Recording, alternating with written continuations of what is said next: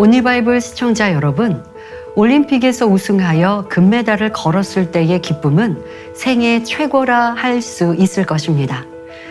지난날 뼈를 깎는 듯한 고되고 힘든 훈련들을 잘 견디어낸 눈물과 땀의 열매이기 때문이지요. 이처럼 잠깐 사는 이 세상에서도 상을 받기 위해 자신을 절제하고 고통을 인내하며 최선을 다하는데, 사랑의 하나님께서 예비하신 영원한 천국을 소망하는 성도들은 어떠한 삶을 살아야 할까요? 이 시간 온리 바이블을 통해 알아보겠습니다. 마태복음 11장 12절, 세례 요한의 때부터 지금까지 천국은 침노를 당하나니 침노하는 자는 빼앗느니라. 천국은 빛이신 하나님의 나라이므로 원수마귀 사단이 근접할 수도 없는 빛의 영역입니다. 그런데 누가 감히 천국을 침노해 빼앗는다는 것일까요? 이는 하나님의 자녀들이 원수마귀 사단과 싸워 이김으로 천국을 소유한다는 말씀입니다. 나아가 성도들의 믿음이 성장하는 만큼 더 좋은 천국에 들어갈 수 있게 된다는 뜻이지요. 사람은 죄로 인해 지옥에 갈 수밖에 없지만 누구든지 예수 그리스도를 믿으면 구원받아 천국에 들어갈 수 있습니다. 그런데 원수마귀 사단은 사람이 복음을 듣지 못하고 주님을 믿지 못하도록 회방합니다. 주님을 영접한 성도라 할지라도 호시탐탐 기회를 노려 어떻게든 죄를 짓게 만들지요.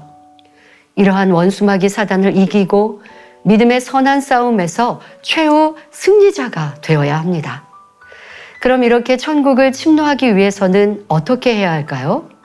원수마귀 사단이 주관하는 죄를 피 흘리기까지 싸워 버리며 악은 모든 모양이라도 버려야 합니다.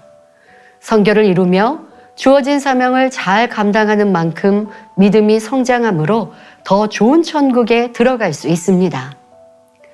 그런데 예수님께서는 천국이 침노를 당하는 것은 세례 요한의 때부터 지금까지라고 말씀하셨습니다. 세례 요한은 예수님께서 구세주의 사역을 이루시도록 그 길을 예비하는 사명을 맡은 사람입니다.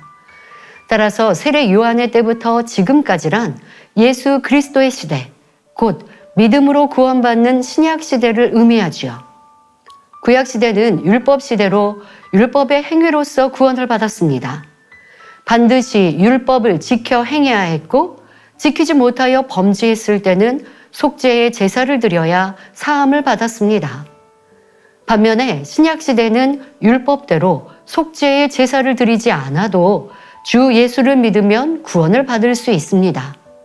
주님의 보혈의 공로로 죄사함 받고 성령의 능력으로 인도받아 구원에 이르기 때문입니다. 그래서 신약 시대를 성령 시대, 은혜의 시대라 하는 것입니다. 그런데 어떤 사람은 이를 오해하여 신약 시대는 은혜의 시대이므로 죄를 지어도 입술로 믿습니다 고백하면 구원받는다고 생각합니다. 과연 그럴까요?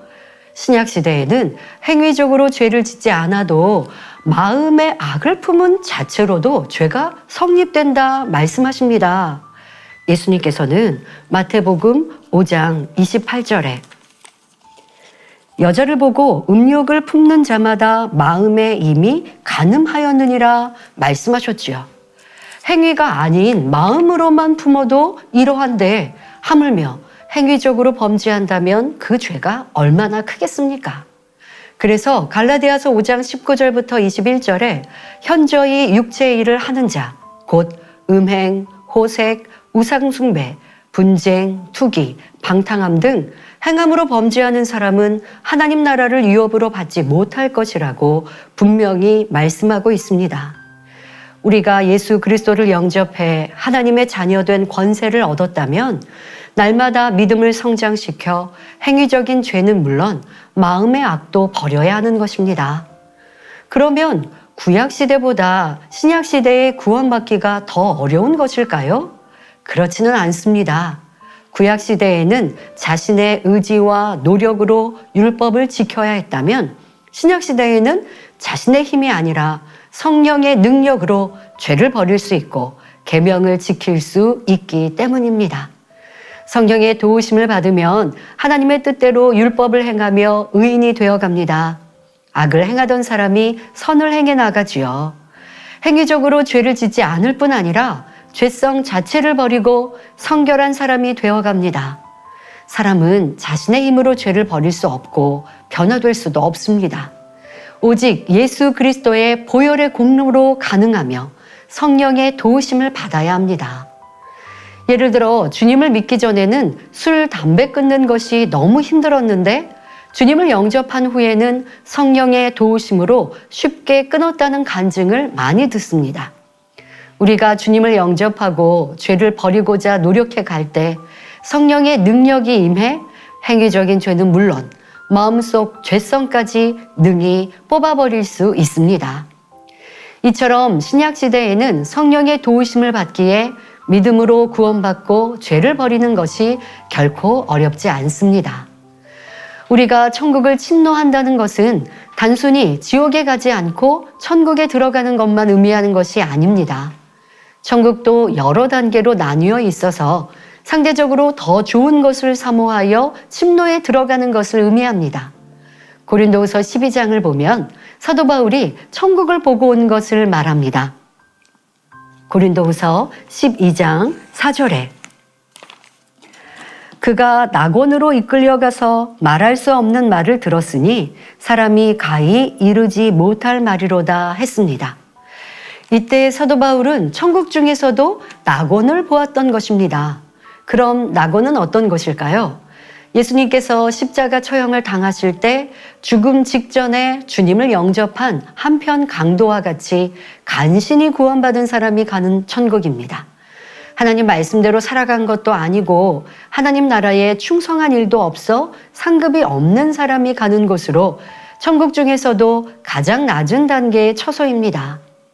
그런데 요한계시록 21장에는 사도 요한이 본 새 예루살렘 성이 나옵니다. 천국에서 가장 영화로운 처소, 곧 하나님의 보좌가 있는 곳이지요.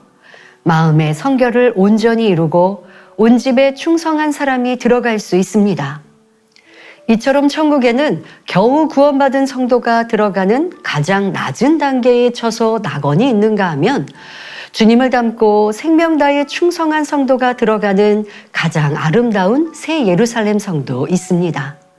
이 외에도 여러 천국으로 분류되며 자신의 믿음의 분량에 따라 천국 처소가 결정됩니다. 예수 그리스도를 믿음으로 원수마귀 사단을 물리치고 죄를 피 흘리기까지 싸워버리며 진리의 마음으로 변화되는 만큼 더 좋은 처소를 소유할 수 있습니다. 이것이 바로 천국을 침노해 빼앗는다는 의미입니다. 마태복음 13장을 보면 천국은 마치 사람이 자기 밭에 갖다 심은 겨자씨 한 알 같다라고 했습니다.